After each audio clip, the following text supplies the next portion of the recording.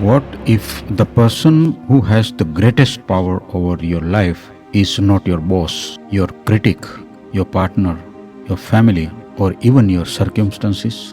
What if it is the voice inside you that keeps asking, "What will they think of me?" Perhaps that is where many of us lose our freedom, not when someone defeats us, but when we begin believing their judgment about us. I am K.R. Goswami, psychologist and best-selling author. Let me share today the psychology of becoming unshakable and show you that your greatest power is already inside you. So stay tuned and let us learn.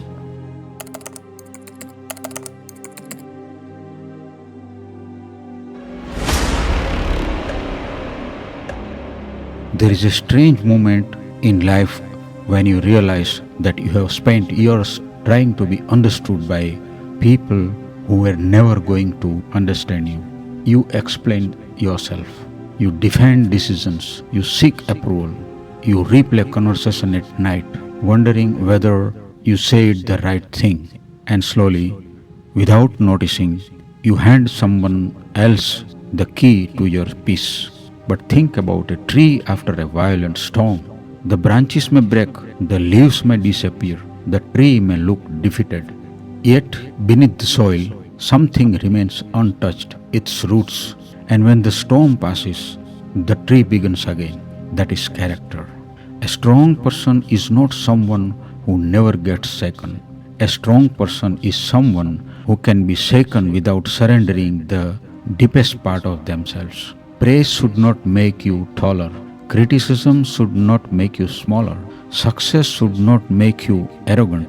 Failure should not make you worthless. Your identity must exist somewhere deeper than the opinions of passing people. And there is something we often misunderstand about weakness. Falling is not weakness. Crying is not weakness. Feeling afraid is not weakness. Being exhausted is not weakness. Even needing someone is not weakness. The real danger begins when temporary pain becomes a permanent identity.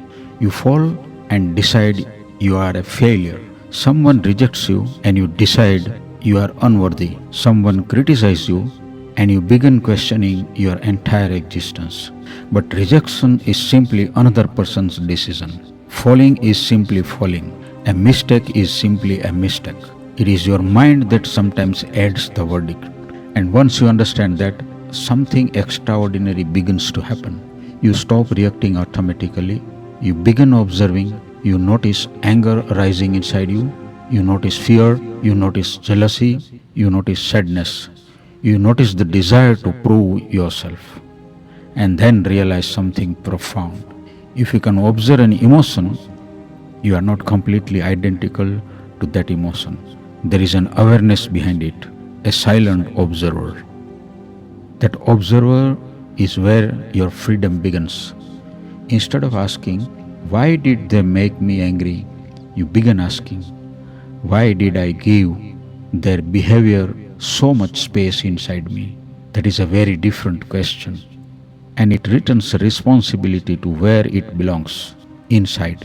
Perhaps the greatest act of personal power is not defeating someone who hurt you.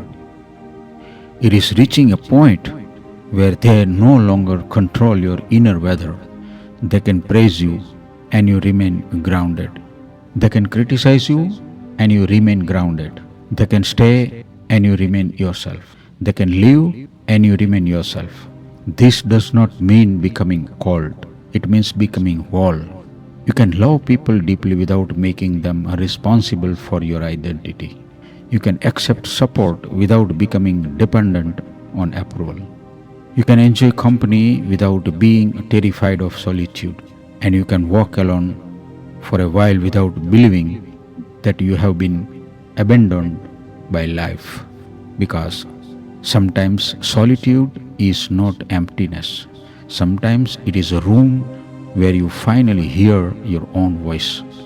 The small promises you keep to yourself, the workout you complete, the truth you finally face, the habit you refuse to abandon, the difficult conversation you stop avoiding, quietly build something that applause never can. And character is that remains when nobody is watching.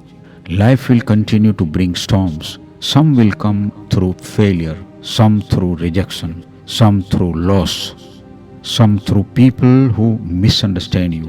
But perhaps life was never asking you to avoid every storm.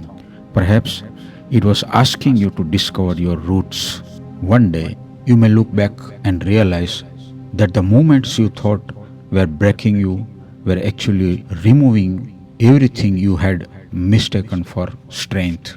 The need to impress, the need to be understood, the fear of being disliked, the obsession with proving your worth. And what remains? You, breathing, standing, still moving forward. Maybe that is the quietest definition of power. Not controlling the world outside you, but refusing to abandon yourself within it. Remember, my friends, praise should not make you taller, and criticism should not make you smaller. You lose your freedom when you hand someone else the key to your peace. Falling is not weakness, refusing to rise is. You become powerful when other people's opinions stop controlling your inner weather. And lastly, sometimes solitude is not emptiness, it is the room where you finally hear your own voice. Thank you very much. Have a great day.